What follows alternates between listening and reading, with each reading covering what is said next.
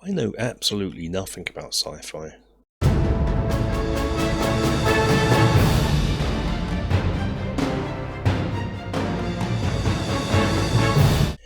Hello and welcome to the Battle and Barrow and what will probably be an interesting overview of these products.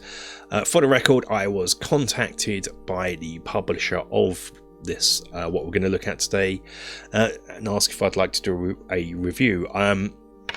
I sort of looked into it and sort of a sci-fi based thing, and I was going to say no because I'm don't know anything about sci-fi. I am a fantasy based person.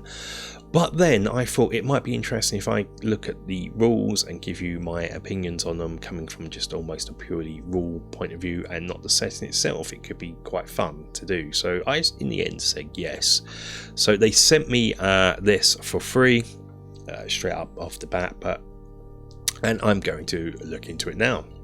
Before we do that, let's let you know about my sci-fi background, which isn't much. As a kid growing up, I was into Star Wars, but the reason I was into Star Wars really is I like the mythic aspect of it. You know, there are knights with laser swords, so that appealed to me. And then as the prequels come out, I didn't like them because they become more pew pew rather than. I was looking forward to the prequels. I was thinking, hey, great, here we're going to explore these mythic knights.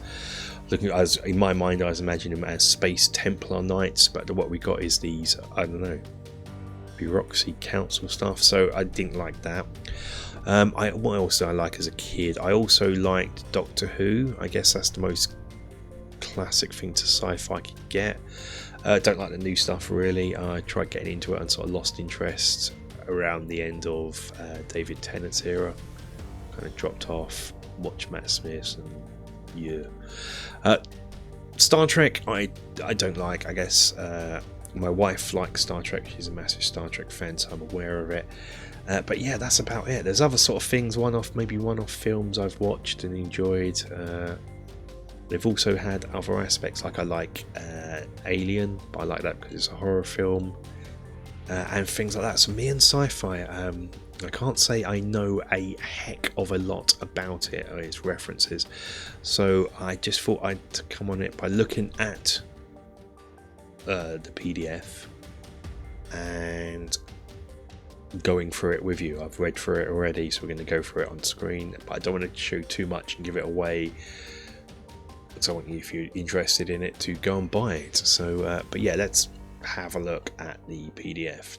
So before we have a look at the main product here, they did send me some other PDFs of some more fantasy-esque stuff, so I can get a feel for that, who they are, and be more relevant to me. So I thought we'd have a quick look at them. I'm not going to do a full review of these because I want to get, it's mainly the main product is what we're looking at, but I just want to give you a quick overview of these. So here we have Town Beneath the Waves, which is adventure themed, 4 to 8 players, levels 1 to 3. It's an interesting adventure, and you get hired to get some treasure out of this sunken tower that's been sort of the ocean sort of claimed it, kind of thing. So it's quite interesting, and it's nicely laid out, explains it all very well. But what I like about this is it comes with appendices, which are cool, but player handouts. I always like feelies. I think I make them a lot for my games, and this one already has some stuff like this.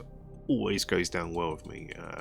To really get your players immersed and get some maps. Also do something called To Wander the Fields of Nock, which is a psychedelic, grim, dark adventure. So if you want a totally unique setting or a different setting, check this one out as well. It does have a warning about the adventure has some dark imagery, so indeed it does. This one is laid out really nice. I like the layout of this one, and the artwork used is very evocative, so like this very much. Again, some pre-generated characters and so forth. And next is Bases for the Wary Adventurer. This is more of a rules add-on where you can, as a DM, create some sort of bases, base as in a place to stop over and rest up and so forth. Has rules for generating them, and it kind of reminds me of those sort of crafting video games where you sort of build your own base, sort of Subnautica, I guess, something like that. But this has rules for stuff to bring it into your games yourself could be useful, could be interesting and useful. But so that's other stuff they do that you can check out. But let's have a look at the main event here, which is Ancient Suns, a science fantasy tabletop role-playing game. Yes, and as mentioned in the intro, I am not really up to scratch with science fiction, but hopefully the fantasy will do me will aid me. I've had a look through it already, but I thought we'd go through it and have a quick look. So I don't want to show you too much because I want you to go and buy it, but it's kind of like an expansion to 5e. So it introduces some new species, which we'll have a quick look at now, which are the Krorkar, which is Krorkar? I'm assuming it's Kra, as in sound birds make, because they have a bird-like look to them. So I've got those. We have the Farin, 3 R's, which are cat-like people, which are good at hunting, I guess. Yeah, proficient in survival. Humans, gotta have humans just to get you into the game itself, so you know what you are. You know, it's a good entry point. Any fantasy or science fiction, for me, you should have a relatable species, if you like, and that's interesting. I actually like the way they call it species. At the moment, the term race, of course, in the tabletop world is causing a bit of controversy. I don't know why, but species is probably a better word. I've always thought that anyway, even as a kid. But foreign humans, I like saying foreign. And the Gentech, these are little cute little, I know they look like dogs to me, the little toy dogs. Forget the breed of dog they're reminding me of, but they look like that, and they're pretty cool looking. Yeah, I like that. Mechanical innards, I kind of enjoyed that. Cyborg dogs. Talshan are big, really insect looking aliens. Remind me of what was in the prequels to Star Wars, the cloning place, those tall, thin, insectoid looking things. So yes, I like those. So you got a bit of a nice diverse roster of species here, and again, because sort of in a sci-fi thing you're going to need more classes, you get more classes. So here we have 5: Diplomat, Initiate, Psionicist, Mercenary and Spacer.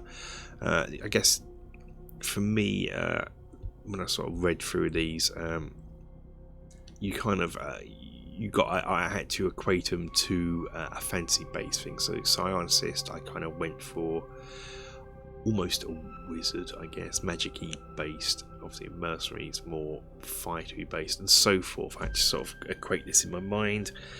But yeah, if you're doing a sci-fi thing, you can't really use fantasy classes. That just wouldn't work. And classes are exactly that in the game. They're just classes. Really familiar for Play 5e, you'll recognise the concept. Like the hit dice here.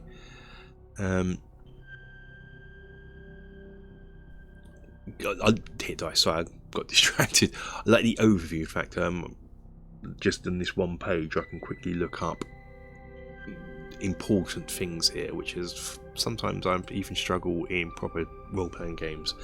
But it's laid out the same as 5e. So you have your hit points here, your proficiencies, equipment, and so forth, and some abilities here. So again, I don't want to spoil too much when go into each one in minute detail, because otherwise you can just use this and won't be able to buy it. So I'm going to quickly switch past these, so forth. There's also backgrounds. In 5e I kind of don't use them really. It's more of a, I guess, a jumping off point. It doesn't really come into my campaign I'm running, but I guess they are quite an important feature in 5e for most people. So there are backgrounds again to suit the more sci-fi aspect rather than the fantasy one. So hackers here, which, you know, kind of to me whenever I hear hackers, it sort of reminds me of a steampunk, not steampunk. What's it called? Ah man, my brain's gone dead. Something punk, sci-fi punk. the fantasy one. There's even a big game with Keanu Reeves, video game based on the table. I can't remember. Leave something in the comments. Christ, I need an extra cup of tea, I think. Yeah, but all these backgrounds are geared for the more sort of sci-fi oriented rather than fantasy based thing. And again, likewise, you're going to need some new skills, I always feel, you know, because computers would not have been a thing in engineering in 5e, so they've even got more skills here to tailor the game to a sci-fi oriented thing. And again, likewise, you're going to need equipment. No laser guns in 5e book, and really swords, even though there are swords here, energy swords, which to me springs to mind 40k, so that's kind of good. Traditional axe and swords, I like that. Has sort of extra equipment here. Just diving through this, I can sort of imagine, gives me thoughts about if I was to run this, how cool that would be. Armor, again, you're going to need to tailor that to a sci-fi setting. Same with everything here. There are rules for starships in here, which is great. I mean, you can do some interspace stuff here. Again, much like their bases that I touched on, they have sort of the slot and point cost concept going on, so you can tailor it and customize it to your heart's content. Some feats, again, it's not feats and not something I really use in my games, but they're here for you if you want to use them. Multi-classing rules, cool. Languages, so Mandarin, that's interesting. So you have all the languages and who the primary speakers of them, so nice diverse. So when it says humans, it literally means humans, I guess. It means earthlings. Yeah, so here we are. So it's what you'd expect. And of course, if you're going to take a primary based fantasy setting and put it into the far-flung future sci-fi type world, you're going to need additional rules, and that's what these cover here. We've mentioned psionics, which weren't a thing in 5e. Psionics to me brings back a weird advanced Dungeons and Dragons sort of period of time where I got terribly confused with the psionic rules. But that's not, this is just a only psionics in name only. It's effectively their, instead of saying spells, which seems out of place, you have psionics. So older AD&D players, don't fear, it's just the same spell system from 5e. Effectively, it's just the spells. And likewise, that takes up a lot of the book. And of course, it's not just rules, it is a fantasy or science fiction setting in itself. So if you want to get up to scratch with it, here is an overview, so DMs can quickly hopefully read that, get up to date with what's going on, and plot out some adventures. So that's what that is here. Here's some sort of you're going to need some planets, some settings. I myself I'll touch on that in a minute, but just finish up looking at this. So here we are, guidelines for the GM, and that is it. That's the 76 pages. Now here it has the setting. I'm a very visual person. I know it's very difficult, but some sort of map. I love maps. A space map would be nice, just to see where all the planets are in conjunction with each other. I don't know if that's possible to do in this kind of setting. It's just I feel it would need maps. So apart from that, for what you get, it's kind of a full-on complete package. So yeah, that's the rule set. I actually found it quite interesting. I can see where it was going, and I said, whilst I'm not into sci-fi, I am aware of it. I watch films and TV shows and stuff, so I could see what it was trying to do. Would it appeal to me? No, because I'm not a sci-fi person. Does it appeal to you if you're into sci-fi and you're getting a bit fed up of fantasy, medieval, fantasy role-playing, or horror role-playing, which are the main ones really? Yeah, give it a whirl, give it a try. I'll put a link into the description where you can get hold of it. Give it a whirl. If you have looked into it, in the comments, let me know what you think of it. If you do get hold of it, again and run it, let me know. I'm interested to know if people, I'm probably not going to run it because I don't think I'll be a terrible person to run a sci-fi game. If you get hold of this product and run it, let me know what you think, how it played and so forth. But that's it for this review. Until the next one, guys, stay safe, take care.